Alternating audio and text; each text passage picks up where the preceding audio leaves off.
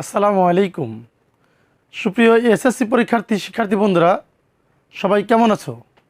Prime teaching home online ক্লাসের পক্ষ হতে স্বাগত জানাচ্ছি। আমি এস এম সুজন মাহমুদ। সুপ্রিয় শিক্ষার্থী বন্ধুরা, তোমরা ইতিমধ্যে অবগত আছো আমাদের এসএসসি পরীক্ষা আগামী 30শে এপ্রিল হতে শুরু হতে যাচ্ছে। এই 2023 সালের এসএসসি পরীক্ষায় তোমরা ইতিমধ্যে শর্ট সিলেবাসের অধীনে পড়াশোনা করে পূর্ণাঙ্গ প্রস্তুতি হয়তো সেরে ফেলেছ।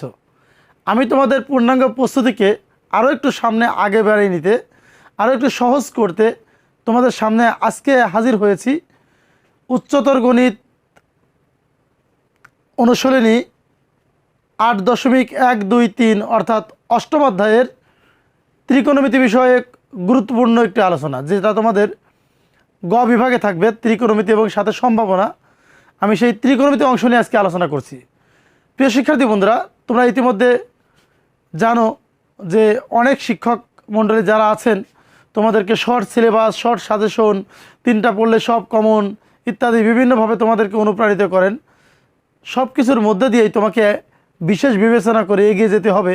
আসলে তুমি যদি ভালো রেজাল্ট করতে চাও, তুমি যদি একটা মানসম্মত রেজাল্ট নিজের জন্য আর্ন করতে চাও, অ্যাচিভ করতে চাও, সেক্ষেত্রে তোমার পড়াশোনা করতেই হবে।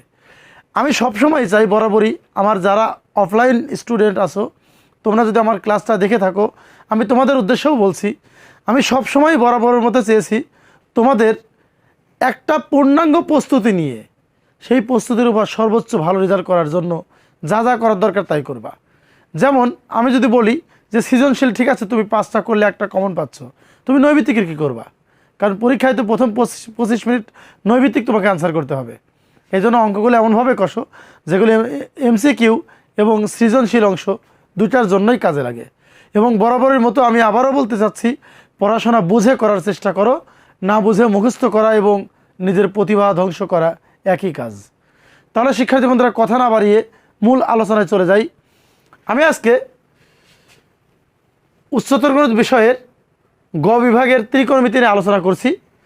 এই গ বিভাগ প্রশ্নে তোমরা খেয়াল করো, আমি বরাবরই সবসময় গুরুত্ব দেব তোমরা মূল বইয়ের অঙ্ক আগে করো।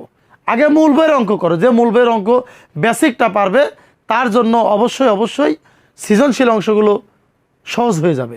আমি যদিও সৃজনশীল অংশের কিছু উদাহরণ হিসেবে বা প্র্যাকটিসের জন্য রেখে দিয়েছি, তারপরেও আমি চাইবো তোমরা মূল বইয়ের অঙ্কগুলো আগে করো। অবশ্যই মূল বইয়ের অঙ্ক আগে করো। তাহলে শিক্ষার্থী বন্ধুরা একটু খেয়াল করো, আমরা দেখতে পাচ্ছি মূল বই থেকে এখানে এসেছে 8.1, তারপরে এসেছে 8.2, 8.3। অষ্টম অধ্যায়ের 3টা অনুশীলনী আছে। এখানে গুরুত্বপূর্ণ একটা অনুশীলনীর বাইরেও প্রতিজ্ঞা রয়েছে, তোমরা হয়তো পড়ে থাকবা, যে রেডিয়ান কোণ একটি ধ্রুব কোণ, এটা প্রমাণ করো। এটা অনেক বছর বোর্ড পরীক্ষায় আসেনি, তারপরেও আমি চাইবো তোমরা এই বিষয়টাও একটু পড়ে নিও।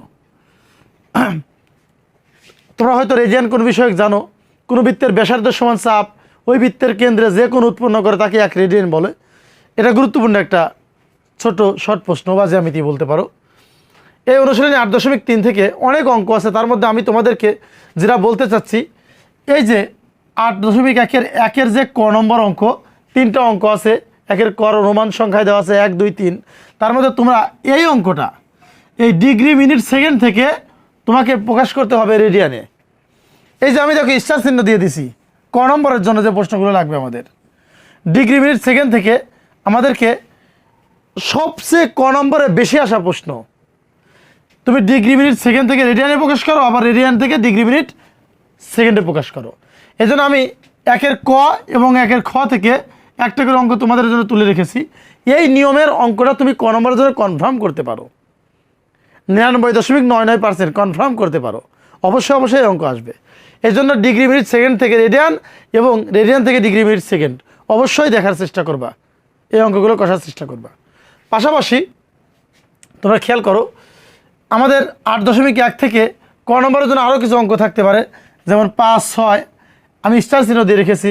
আবার এখানে 8 নম্বরটা একটু অনেকবার এসেছে, আবার এখানে একটু খেয়াল করো শিক্ষার্থী বন্ধুরা, 11 নম্বর একটা অঙ্ক আছে তোমাদের ঘড়ির ঘন্টার কাঁটা এবং মিনিটের কাঁটার অন্তর্গত কোণ। এটা এমসিকিউ আসে, আবার অনেক সময় ক নম্বরে আসে। এজন্য তোমরা চেষ্টা করবা আমাদের এই 11 নম্বর অঙ্কটা গুরুত্ব সহকারে কষার জন্য। পাশাপাশি আমি যে 8 এবং 12 এগুলো 2 স্টার দিয়েছি, এগুলো চেষ্টা করবা। শিক্ষার্থী বন্ধুরা একটু খেয়াল করো, 8.2 আমি দীর্ঘ 1 যুগের বেশি সময় এই শিক্ষকতা বিষয়ে জড়িত থেকে বুঝতে পেরেছি যে অনুশীলনে 8.2 উচ্চতর গণিত মানেই 2টা অঙ্ককে নিয়ে বেশি পরীক্ষায় আসার প্রবণতা রয়েছে। পাশাপাশি এই যে 6-এর যে 6 নম্বর অঙ্কটা আছে এটা অনেক আসে, 6-এর 6 এবং 10-11, 6-এর 6 এবং 10-11 এই 3টা অঙ্ক করলেই তোমরা সব কমন পাবা ইনশাল্লাহ। আমি সাপোর্ট হিসেবে কিছু অঙ্ক রেখে দিয়েছি। হয়তো তোমরা ভিডিও ক্লিক করার পর অনেকেই মনে করবা যে এত অঙ্ক কেন, এত অঙ্ক তো কষা যাবে না, 2-3টা দিলেই ভালো।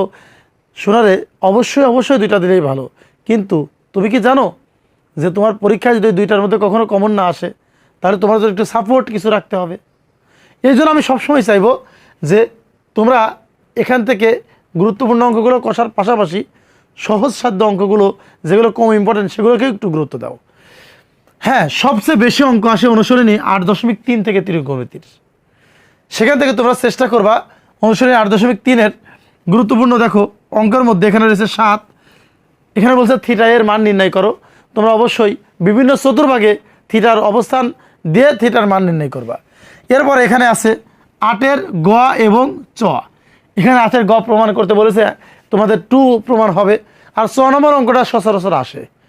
এরপরে যেটা রয়েছে 12 নম্বরের সমাধান, এই সমাধানে কোনো লিমিট দেওয়া নেই, অর্থাৎ এই সমাধানের লিমিট না শুধু থিটার মান বের করলেই সমাধান হয়ে যায়।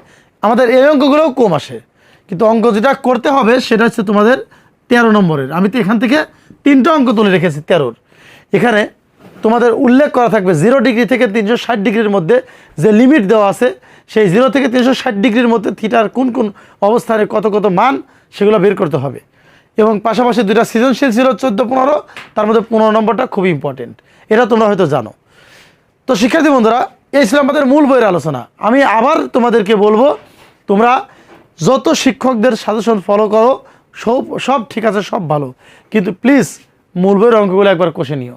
মূল বইয়ের অঙ্কগুলো অবশ্যই গুরুত্ব দিও, কারণ মূল বইয়ের অঙ্কের তুমি বেসিক নলেজগুলো রাখতে পারলে সৃজনশীল আপনি তোমার কন্ট্রোলে চলে আসবে। তো শিক্ষার্থী বন্ধুরা পাশাপাশি আমি কিছু প্র্যাকটিসের জন্য, শুধুমাত্র আবার বলছি প্র্যাকটিসের জন্য কিছু অঙ্ক দিয়ে রেখেছি। কেউ যদি বলে যে 100% কমন আমার এই অঙ্কটাই আসবে, হয়তো উনি না জেনে না বুঝে বলে ফেলেছেন। আমি শুধু বলছি তোমার ভালো রেজাল্টের জন্য এই অঙ্কগুলো প্র্যাকটিস করতে হবে।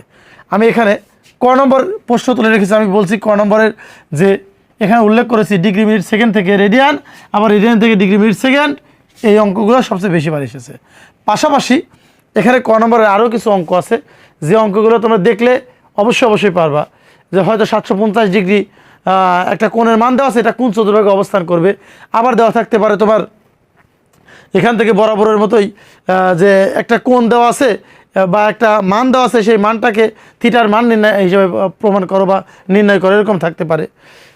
আর খ নম্বর অবশ্যই আমাদের এখানে যে খ আছে সেই খ হচ্ছে সমাধানের জন্য থাকতে পারে অথবা প্রমাণের জন্য থাকতে পারে। যেমন আমি তোমাদেরকে বলি এই যে 10-11 এই প্রশ্ন দুইটা অনেকবার খ নম্বরে এসেছে, এই যে 6-এর 6 অনেকবার এই খ নম্বরে এসেছে। আমি এই অঙ্কগুলোই কিন্তু এই সৃজনশীলে দিয়েছি। পাশাপাশি আমাদের যেটা দরকার গ নম্বর, শিক্ষার্থী বন্ধুরা এই গ নম্বর অঙ্কগুলা এখানে আমি 5টা অঙ্ক রেখে দিয়েছি। এই গ নম্বর অঙ্কগুলা অবশ্যই আমাদের 8.3 থেকেই আসে। এবং এই যে বললাম না 13 নম্বর অঙ্কের 0 থেকে 360 ডিগ্রি পর্যন্ত থিটার মান দেওয়া থাকবে, এই গ নম্বর অঙ্কগুলো সে তারই একটা অংশ। অবশ্যই আমরা গ নম্বর অঙ্কগুলো করার সময় একটু বুঝে করব। আর তুমি এই 5টা অঙ্কের যদি নিয়ম প্র্যাকটিস করো, আশা করছি ইনশাআল্লাহ তোমার পরীক্ষায় এই নিয়মের মধ্যেই কমন থাকবে। তাহলে পাশাপাশি তোমরা কি করতে পারো শিক্ষার্থী বন্ধুরা, এই মূল বইয়ের অঙ্কের নিয়ম অনুসারে সাথে এমসিকিউগুলো করবা। বিভিন্ন এমসিকিউ প্র্যাকটিসের মানে সাইট রয়েছে, সেখানে তোমরা প্র্যাকটিস করতে পারো। এবং সবচেয়ে বড় যে বিষয়টা আমি আবার বলছি, অঙ্ক পড়ো, বিজ্ঞান পড়ো, এমনকি তুমি যদি ধর্মও পড়ো তাও তুমি বুঝে পড়ার চেষ্টা করো। কারণ বরাবরের মতোই বলতেই হয়, না বুঝে মুখস্থ করা আর নিজের প্রতিভাকে নিজেই ধ্বংস করা একই কাজ। এই জন্য তোমরা চেষ্টা করবা বুঝে পড়ার জন্য, বুঝে পড়াশোনা করলে অবশ্যই ভালো কিছু করবে। তাহলে শিক্ষার্থী বন্ধুরা আজকে এ পর্যন্তই রাখছি। ইনশাআল্লাহ আমরা পরবর্তীতে নতুন কোনো ভিডিও নিয়ে খুব তাড়াতাড়ি দেখা করব এবং ধারাবাহিকভাবে উচ্চতর গণিত, পদার্থবিজ্ঞান, রসায়ন বিজ্ঞান, জীববিজ্ঞান এবং সাধারণ গণিত যে এসএসসি পরীক্ষার্থীদের জন্য আমি প্রত্যেকটা ক্লাসের গুরুত্বপূর্ণ আপডেট ভিডিও দিয়ে ক্লাসগুলো করার চেষ্টা করব। প্রত্যেকটা ক্লাসের সাজেশনস থাকবে, তোমরা আমার সাজেশনস অনুযায়ী পড়াশোনা করলে অবশ্যই ইনশাআল্লাহ তোমরা ভালো কিছু করতে পারবা। তোমাদের সবার সুস্বাস্থ্য এবং দীর্ঘায়ু কামনা করছি। আমাদের ক্লাসটি যদি ভালো লাগে তাহলে আমাদের prime teaching home online YouTube ক্লাসটি সাবস্ক্রাইব করে একটি শেয়ার করে দিও। আমাদের Facebook page prime teaching home follow দিয়ে রাখতে পারো, এটা তোমাদের জন্য অনেক কাজে আসবে। তাহলে শিক্ষার্থী বন্ধুরা আজকে এ পর্যন্তই, দেখা হবে ইনশাআল্লাহ নতুন কোনো আপডেট ভিডিওতে। সবাই ভালো থেকো, সবার সুস্বাস্থ্য এবং দীর্ঘায়ু কামনা করছি। আসসালামু আলাইকুম ওয়া রাহমাতুল্লাহ।